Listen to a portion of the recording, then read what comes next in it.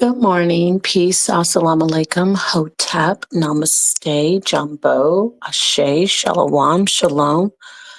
All the greetings of love and light to the darkest minds of the light. I am Napasha Da. How are you this morning, Grand Rising? Good morning. Love yourself, kiss yourself. Mwah. Love the day. Love those who are materialized in this realm and there with you, those you love. Anyway, I was just thinking about this. I know this is how my mind works. You get to look into my mind and the thoughts that just so many thoughts. So I'm preparing for my day and I was making a smoothie actually and I said, "Wait a minute. I thought about this a long time before I actually hit the like button." So obesity in healthcare, right? There's all of this stuff about, lose weight, doctors telling their patients who have hypertension and risk of heart disease if they're obese, if their BMIs are off the chart or too high or getting high. They say, lose weight or change your diet. But they never give them the option to have elective liposuction surgery. Like liposuction in our society is an elective procedure. And yes, it is seen as cosmetic, but there are studies, several studies that show logically that when the fat is removed, um, people are at lower risk for stroke. There's studies showing that liposuction is linked to a reduced in elevated white blood cells, which lead to heart disease.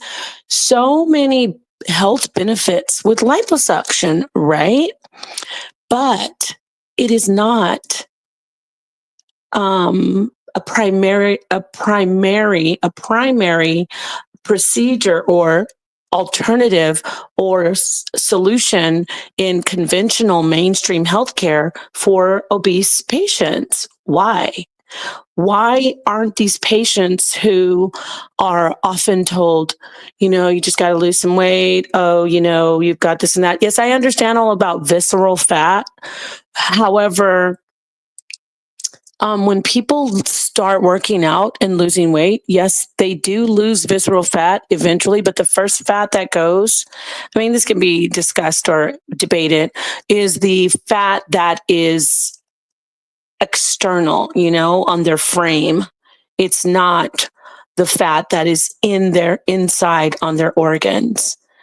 And if they do get the opportunity, if liposuction procedure was done for a person who's got a higher BMI, I'm not talking about people who like, who are, let's see, excessive eaters, people who have, have oh my gosh, like people who are morbidly obese, but they just eat and eat and eat. Those are different cases. So of course there could be like, a psychological evaluation. There's so many people that have, especially older people when they, from even after their 30s, their metabolisms change, women, especially with childbearing. Why isn't liposuction an option? Bariatric surgery is an option. They give them, they go in and reduce the size of a person's stomach. That's an option. So why isn't liposuction an option? Especially on the midsection. Like, okay, if it was like, oh well, we don't want to just make this like everybody's using liposuction instead of working out and getting healthy. That's why there would be an evaluation of the person for insurance reasons and for health reasons. And then they could like do midsection. That's where the highest risk is. If you have that extra spare tire, you've got a lot of belly fat, that increases the risk of stroke even more, and that increases the risk of hypertension, which would lead to stroke, and that also can be linked to heart disease. So yeah, just think about that. So let me check the chat. This isn't going to be long. I was just thinking about it. Good morning, Caleb. Peace Queen. Thank you for gracing us with your presence. You're welcome. I appreciate you. Thank you. Thank you. So just think about that. Why is it? I don't even know. Why is liposuction not? Yeah. Why is liposuction not an option? And if it is, okay, great. But I don't hear about liposuction being an option when it comes to healthcare. I just see doctors trying to prescribe different pills, like, Fin still is out there, believe it or not. Ozempic, Wegovy, all of these different also weight reduction, liposuction, taking away some of the fat or a lot of the fat would also decrease the risks of diabetes. Interesting, right? So, piece something else. I'm going to just leave that with all of you. And just think about that. Why is liposuction not an option? Why is it considered a cosmetic procedure only? It should be more than that. Just like finally breast reductions, people who've lost a lot of weight, they can get, skin removed, what is that called? Epidermisectomy? I don't know. So my goodness, you should see some of these Christian doctors claim it's a sin. Wow, that's wild. How can that be a sin to save someone's life? And how can you be a doctor and say that? Wild. Okay, so just think about that, and hopefully I can do some more streams. I'm going to be doing a presentation on consciousness and on reincarnation. And it's going to be scientific. So it'll be hard for the naysayers on Pseudo Killigan's Island. Shout out to Pseudo Killigan's Island, it'll be hard for them to refute the evidence that I'm going to present because it's actually supported by mainstream scientists. All right, peace and love, and it's all love. When I say Pseudo Killigan's Island, it's all love. Just like they say pseudo killas, I like to call them Pseudo Killigan's Island. And so it'll be fun to see that. But just think about that. Why is liposuction not an option in conventional medicine and conventional healthcare? Why is it only considered cosmetic? We need to make some changes, I think. All right, peace. Have a lovely day. And you will hear from, what's up, Keon? Peace. So, yeah. Peace, Nellie. Good morning. Good morning to all of you. They call it body contouring. Oh, the skin removal. Okay, thank you, Caleb. Thank you. All righty. Think about that. Peace, Genesis. Liposuction is terrible. Well, I don't know why you would say that. Why do you think liposuction is terrible?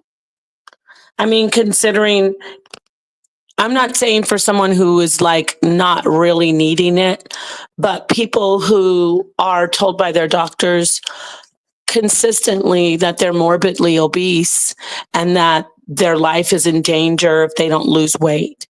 That's what the doctors tell people. Like, okay, so she says, and it messed up the lymphatics. It causes scar tissue.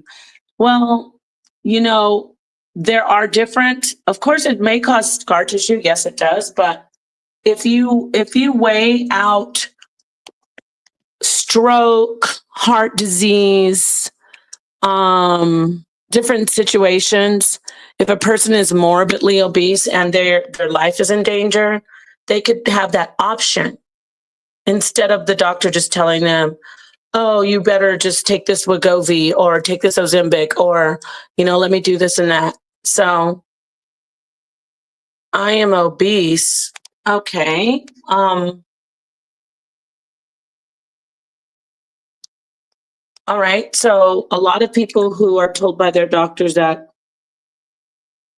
let me see. Yeah, let me see what Keon says. That makes sense. If you have a procedure to make me not morbidly obese, why not prescribe it as a doctor? Maybe because of the risk of the procedure that would make the government liable or something. Right, Keon. So all the options should be there, because don't forget that they do bariatric surgery. I think it's called, yeah, they do like, stomach surgeries, which are very, very dangerous. They're life threatening. A lot of people have actually lost their lives over stomach, like it's called stomach stapling, but it's bariatric surgery where they go in, and you know how in My 600-Pound Life you see that doctor, he'll go in and do the stomach surgery where he reduces the size of a person's stomach while they're when they're seriously morbidly obese. So though all procedures are risky, all procedures have some type of side effect or risk. However, heart disease, stroke, diabetes, those are much more serious than like scar tissue in certain areas, which also there are things done to reduce scar tissue risk. You're not there are so many people who have had so many cosmetic surgeries, and any cosmetic surgery will cause any surgery, not cosmetic, any surgery causes scar tissue.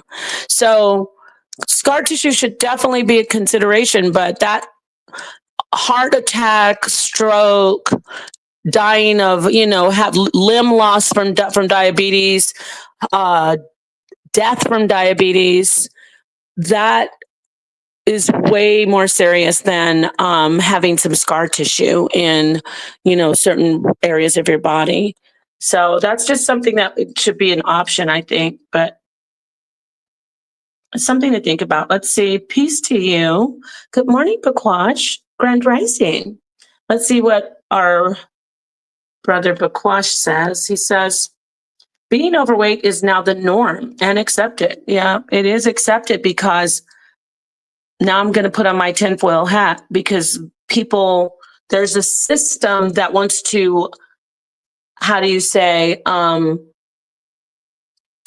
thin the herd, cull the herd. So, right. Liposuction targets localized fat deposits like love handles, thighs, or under the chin, but typically removes only a few pounds of fat, not enough to significantly change a person's weight. Well, I don't know what you mean by a few. You can lose a significant amount of weight in your midsection. What is it, like 10 pounds? That's a significant amount. Again, I'm not saying that liposuction is the solution. However, I think for sure it should be an option. It should be an option, just like everything else, for people who are morbidly obese. Yeah, so it depends on the person.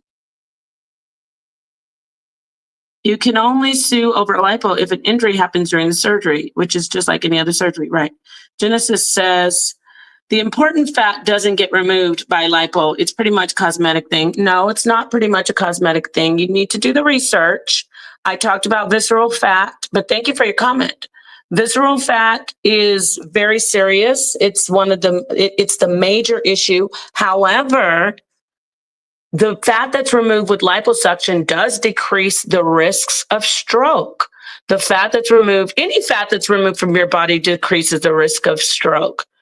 Any fat that's removed from your body, whichever way you remove it, through exercise, through fasting, through liposuction, any fat that's removed from your body will 100% increase your health to a positive level, and it will decrease the risks of hypertension, heart disease, stroke. So, yeah. So If you say they can only remove 5 to 8 pounds safely, I think, again, people need to do their research on the liposuction. Just a second. Wait, did you just say, trust me? I know, I tried to get it. You tried to get it and you said you're morbidly obese, right? So I would say it depends on who the person is. If a person goes into the doctor and they fit a criteria, and they're not like, that's why I said it would have to be a screening. Like if a person goes into the doctor and they've got a gut, but the rest of their body, they've got midsection fat, the rest of their body is pretty much tone. I'm just giving an example. That fat in their belly area, that fat that they, if their BMI is high, that fat in their belly area is increasing their risk of stroke and increasing their risk of hypertension, which leads to stroke, actually. So I'll just say stroke. It's increasing their risk of stroke. It's increasing their risk of heart disease, right? If that fat is removed, that person who fits the criteria, who says, okay, you qualify. Now, if somebody comes in and they're fat and they have fat, I don't even want to say they're fat, they're overweight, they're obese, and they have fat on their arms, excessive fat on their arms, excessive fat on their neck, excessive fat on their torso, excessive fat on their legs, excessive fat everywhere. That person probably wouldn't be a good candidate, right? But if a person comes in, which a lot of middle-aged men, this is great for men. A lot of middle-aged men have only the gut area, like they've only got that bell, that they've got everything else fit. They would be, yes, I know there's visceral fat. However, if they get an assessment and it shows that they have exterior fat that can be removed by liposuction, that would increase their chances of getting healthier, lowering their risk of heart disease, lowering their risk of stroke, and lowering their risk of having elevated white blood cells in their bloodstream, and lowering their risk of diabetes. That way, they can keep on working out. Again, remember, it's going to be a screening. They work out, and then they would be able to target visceral fat. The visceral fat would be what is left. So, okay, let me look at this. It says, they told me I had to lose 50 pounds. Well, yeah, so you would be a person who would have to lose 50 pounds first, because you wouldn't fit in that, you wouldn't fit the criteria. There is a big risk for obese to remove if over 40%. Yes, I agree with that. That's why certain people could do it. It would benefit certain people, and certain people it wouldn't. Blood clotting. Blood clotting is a risk for everyone, not just obese people. In every surgery, blood clotting is a risk for everybody. So yes, definitely. Okay, so somebody who's like, in Genesis situation, they would be like, they'd say, well, let's do a bariatric surgery. You're not, after they try to put a person on diet pills or on Wegovy. And if all that fails, they say, well, your weight's not changing. You're trying to lose weight. It's not working for whatever reason. We checked to see if it was a hormonal issue. That's not it. So now we're going to do a bariatric surgery. With bariatric surgery, then the person would lose weight significantly and at a fast pace. However, I'm going to say again that liposuction, good morning, Triptease, liposuction should not just be for cosmetic reasons. Get it? Like, it should be an option for those who are dealing with stubborn belly fat. Again, I said it really happens a lot in older males. When I say older males, I mean over 40, over 50. They can be fit. And not just, of course, we know women deal with fat issues because we actually have more fat than men biologically. But everyone, if you're dealing with especially belly fat, let me just maybe fine tune my thoughts, right? So if you're dealing with belly fat, we'll say belly fat, because belly fat is a sign, or it indicates that you're at higher risk for certain deadly diseases, right? So I think that it should be an option. Why not? Everything else is an option. Breast reduction is an option. Why is breast reduction an option for women? And I'm not trying to make this male female thing because it's for everybody. Why is breast reduction an option? And it's actually, I take that back. It's an option for men too. I think it's called glastoma, or what is it called when men have breasts? They have man boobs. But sorry to sound vulgar, but so why are those options? They're considered cosmetic, but they also have health benefits. Liposuction is considered cosmetic, but it 100% has health benefits because it's fat removal.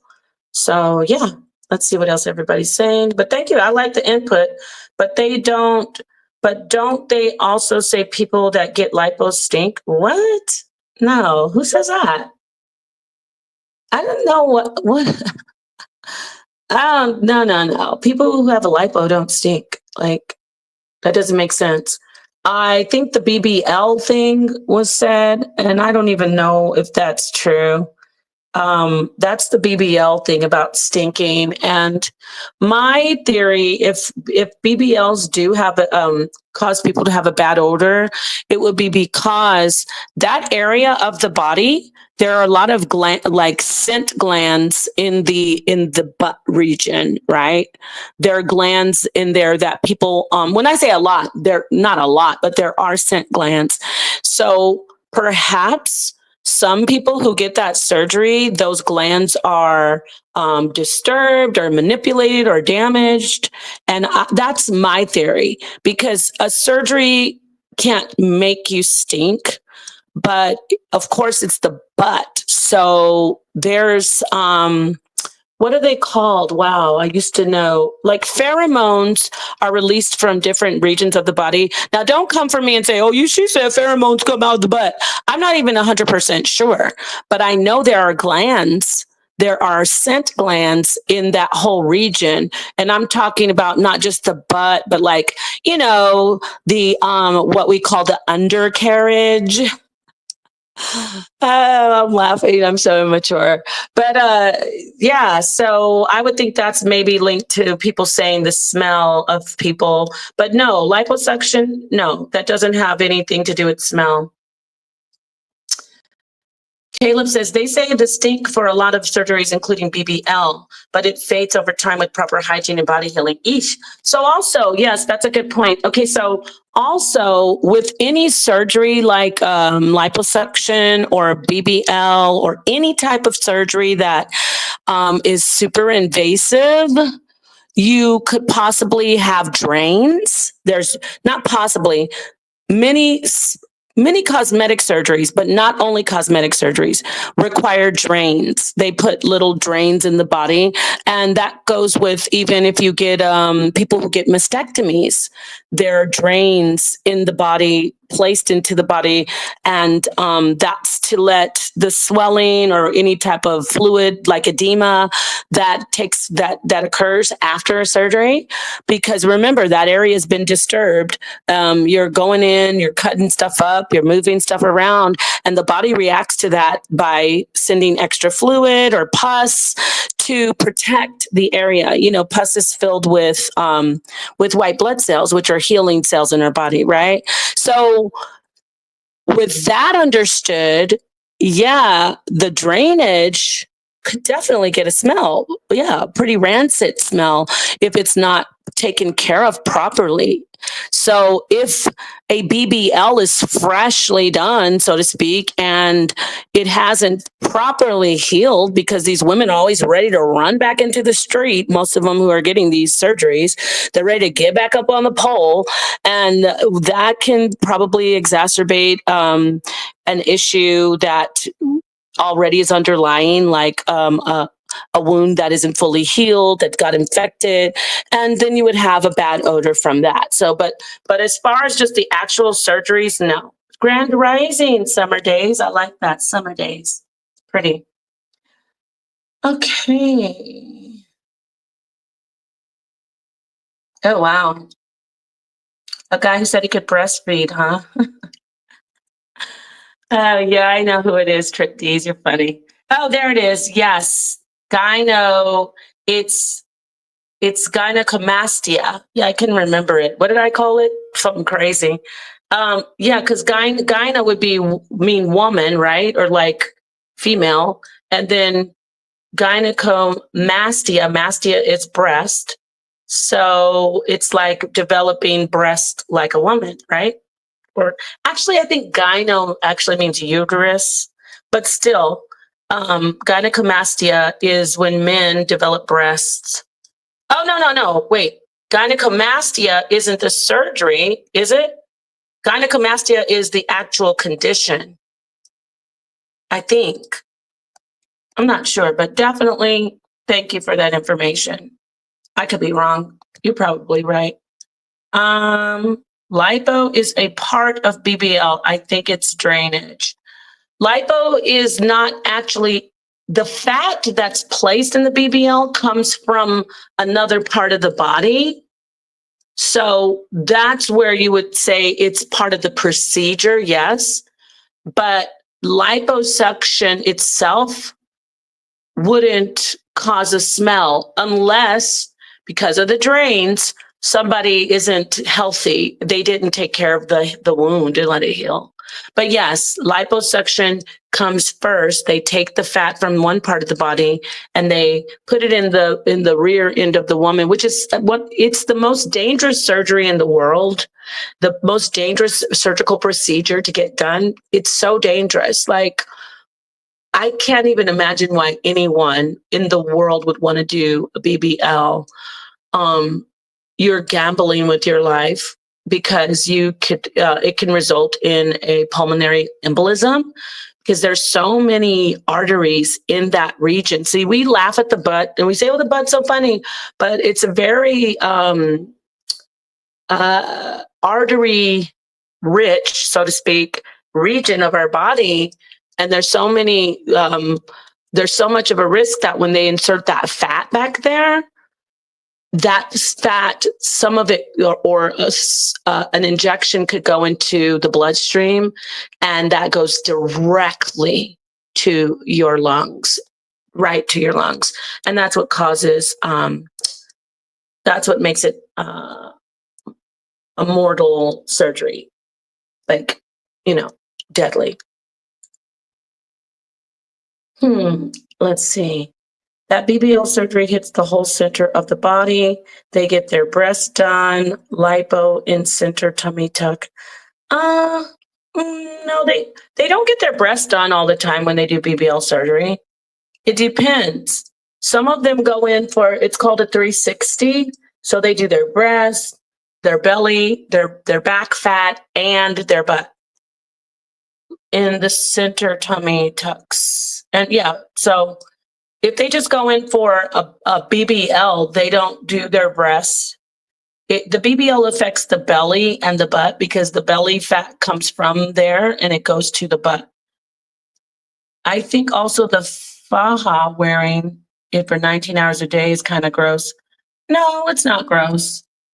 I've done that. And it actually works. If you have it's not gross. How is it gross to you? Wearing a piece of clothing is gross. Like, people who wear it, they take it off and they wash it and they wash their bodies. I mean, you put that number 19 hours out there. I don't know about that one, but I know that wearing a faja all day will, if you are exercising, eating right, taking care of yourself, and it's not too tight. So if it gets to the point where it's too tight and it's obstructing your blood flow, or it's stopping you from taking full breaths, if it's moving your organs around, that's dangerous. But if you just wear a regular faja, that's not a problem. And it does work. It does help you with your waist.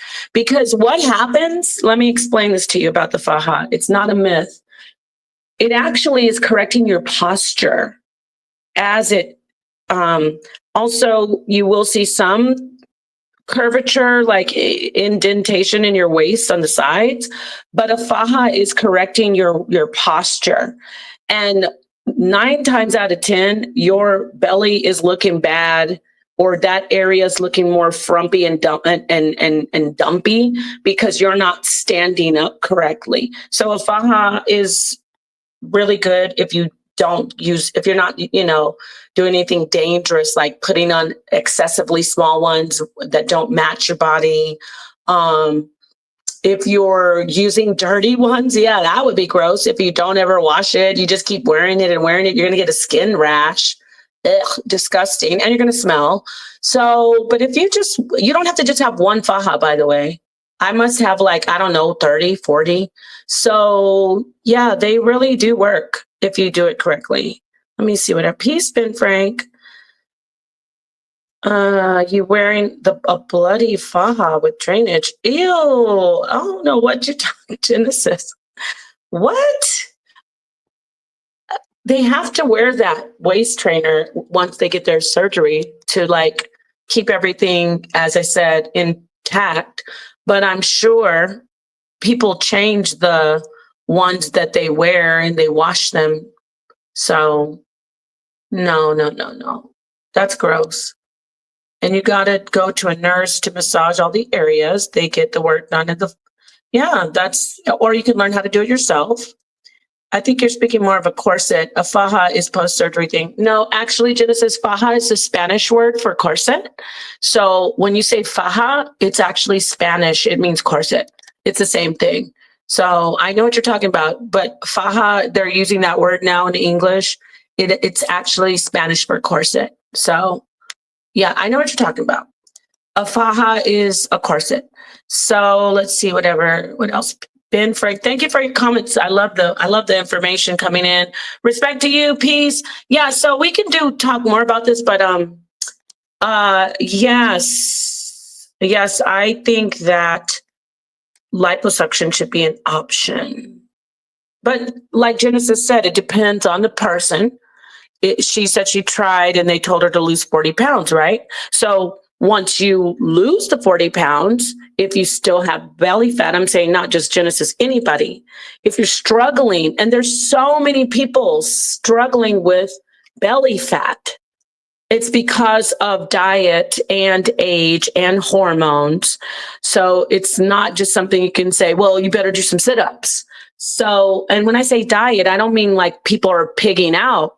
Like, if you have carbs in your diet and you've always had carbs and you had a flat belly when you were a certain age, as your metabolism changes, as your body changes, you might still eat that same diet, but you have a higher sugar intake, because carbs, what you're doing, you're just focusing on sugar. You have a higher sugar intake, right? So that sugar will definitely in the long run, not too long, but it will end up on your belly. That's why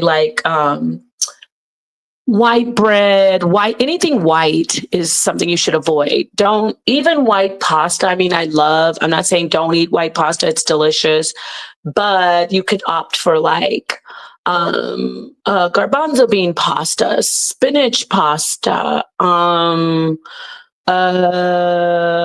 what else? Whole wheat pasta, all kinds of different types of pasta. And you can cut out the white, like white sugar should never be in your diet. Oh my God, it is pure poison. I haven't had white sugar in my life for, I'll say, over 20 years.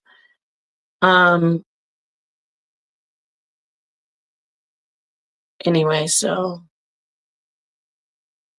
Caleb is he's like Alexa. The term faja originates from Spanish and is commonly used to refer to a specific type of high compression garment, like a corset. Thank you, Caleb. Let's see what Genesis says, and then I'm gonna roll out. My problem is I have an apron after childbirth. Yeah, the apron is another issue. Before I read the rest, you can actually get that removed through your insurance with your healthcare provider. If you have an apron that is prominent, that should be no issue for you to get it removed. But I suspect that maybe your doctor wants you to lose weight first. I don't know. But let's keep reading. I have an apron after childbirth, so lipo isn't even really a good option for me because my stomach got so big having kids. Right. And that's common. It's not just you, Genesis. A lot of women have that issue. And if you are a woman listening to this and it's not even that you're overweight, it's just skin. If it's just skin, because Genesis said she's dealing with some other issues as far as weight, but if it's skin, 100% your healthcare provider should be scheduling you to have that skin removed. If you have a prominent apron, it causes a lot of skin rash. There's hygiene issues. It's not something that should be considered an elective surgery. It should be like for health reasons. Again, another surgery that is cosmetic, but it also can be, prescribed by a physician as a surgery that you need to have. So why isn't liposuction? I don't know. Is liposuction? I don't know. Let's see. Good morning, brother-in-law. Good morning to you and to your queen, Miss Nicole. Let's see what brother-in-law says. He says, good morning. Peace and blessings to everyone on the live feed and your families. Oh, thank you. Same to you. Let's see what Genesis says. Wait, let me go back up. And then I think I'm going to close out after this. I got to get going. Oh, what's happening here? So I would need surgery if I had lipo anyway. Yes. My problem is I have it. Okay. So yes, I heard you say you're looking into some things, and let's look at what the actual apron removal is actually called. It's called a paniculectomy. A paniculectomy. So a paniculectomy is an effective surgery that directly and only targets the sagging apron of skin and fat on the belly. Paniculectomy. Because that's also Latin right there. We see the pan. I know pan means everywhere.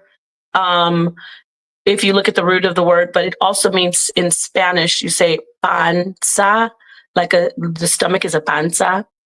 So that's interesting. Paniculectomy. Ectomy always means removal, if you want to know. If you look at you break down the medical language, the medical jargon, it's always going to be Latin, and it's always going to tell you by its suffix and especially its prefix. So the suffix is the one at the end, ectomy. So you know it's a removal. Y'all know that already though, right? Panis. That sounds so cool. Panis, where do you come from? And why do you plague my people? I will annihilate Panis. Doesn't it sound cool like that? We will annihilate the Panis with the swipe of the sword. All righty. Peace and love. Let's see what Genesis says. She says, the paniculectomy is a mess. Most people end up getting a tummy tuck. Well, I think that's the same thing, isn't it? Like, wouldn't that be the same thing? A tummy tuck is not a paniculectomy. Like, don't they cut off the belly and raise the skin? I'm going to ask Caleb. Isn't it similar? Because don't they cut? Isn't that the removal? Isn't that a tummy tuck? Caleb, can you check? I'm sure it's similar though, because they're removing the skin from the belly, right? And the tummy is the belly. And the word tuck is just a nice way to say pulling it in or taking it off and making it smaller. But let me see if Caleb, can you check that out? If it's not the same, it may be similar. But back to Panis. As we wait for Caleb, we speak to the diabolical adversary of all mankind, Panis. Why do you plague us so, Panis? It sounds so like Greek mythology. Of course, I know it's not. It's like a Latin word. So it'd be Roman mythology. Excuse me, Roman mythology. Okay. Genesis says the tummy tuck tightens the muscles. The paniculectomy only goes for the bottom apron. So you can have a big stomach, then the paniculectomy only removes the bottom. It looks crazy. Well, a tummy tuck doesn't always tighten the muscles, but that is a part of some tummy tucks. Some tummy tucks don't even target the the abdominal muscles. That's why when you say tummy tuck, it's broad. Like, I was waiting for Caleb to find that out, or if you want to find out the actual, let me see this right here. Caleb says, okay, procedure like tummy tuck, oh God, I hate this word. Abdominoplasty, like dominoes, you play it at the family reunions. Abdominoplasty or a paniculectomy can help by removing this extra skin. It's similar, but not the same exactly. Yeah, they're similar because I would say a paniculectomy removes the skin. Abdominoplasty, you see the word plasty? That's what she's talking about. Plasty would mean to like manipulate or do some kind of procedure with the abdominal muscles. When you see that word plasty, you know something's not actually being removed, as in ectomy. You know that it's being just like a procedure done or manipulated. So abdominoplasty is what Genesis is referring to, which would be part of a tummy tuck surgery. They tighten the abdominal muscles. That's the abdominoplasty. And the paniculectomy, the removal of the skin. See, the ectomy, the removal of the skin, would be a tummy tuck as well. They could be done together. Some people don't need abdominoplasty when they get a tummy tuck. Some people just want the skin removed, which is still a tummy tuck. It's so weird that they don't do these things for people like regular people. Not weird, but it's interesting to me that this isn't more mainstream, these surgeries. If you ask me, I think every woman who has had more than 2 children should be able to get full mommy makeover on their bodies if they want. They should be able up to, I'd say 2 years after their birth, the government should pay for them to get these surgeries. Because as you hear what Genesis is saying, and I've seen it with a lot of women, if not, if you have your child around 18 years old, the collagen in your skin is pretty much going to help you snap back. But even some 18-year-olds, they get stretch marks, they get stretched out skin. Women in their 20s, childbearing is very, very harsh on the body. So it's just interesting that this isn't something that is mainstream for people. One more comment, and then I'm going to go. Thank you for commenting, Genesis and Caleb and everyone. Imagine you have a big top stomach and you have an apron. The top's going to still be big. Huh? A big top stomach. Well, if you have a big top stomach, before I keep reading this, you're going to need to lose some weight. So if you have a big top stomach, getting a tummy tuck isn't really a good idea. So tummy tucks, we're talking about skin only. That is why now we would add in liposuction to that. And now it's just going overboard, right? So imagine you have a big top stomach and you have an apron. The top's going to still be big. The flat lower area where they did the paniculectomy, the tummy tuck makes the whole area flat. Okay. So you wouldn't have a big stomach. And if you do, you have a very bad doctor.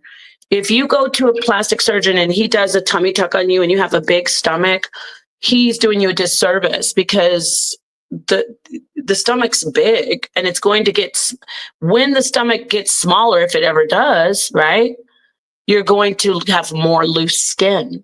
So Ideally, you should lose all the weight that you need to lose in your midsection, and then you will have excess saggy skin. I'm talking about with a tummy tuck now. Now with the panniculectomy, it's not going to matter if it's big or not. If you've got that issue and you're big and you have that hanging down, I could see a doctor saying, well, it's causing you issues. Let's get rid of it now. You get what I'm saying? But if you're going in and you want to get a tummy tuck and you want to do it for cosmetic, because now we're talking about cosmetic reasons. If we're tightening the abdominal muscles in the abdominoplasty, now we're talking about like, it's not so much health reasons. Yes, it'd be better posture, but we're talking about for cosmetic reasons. So the bottom line is, no pun intended, get it? Bottom line, tummy tuck, because there's always like that bottom, that line. And yeah, anyway. So the bottom line is that these cosmetic surgeries all of them should be available, in my opinion, to people who are facing different health issues like obesity, if they qualify, midsection,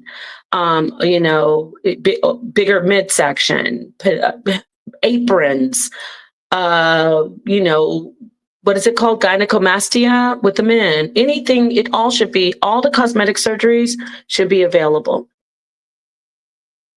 When we're talking about the body, the face, that's a different show. All right, peace and love. I gotta get going. I'm already late. Thank you, Genesis. I'm gonna let you have the last word.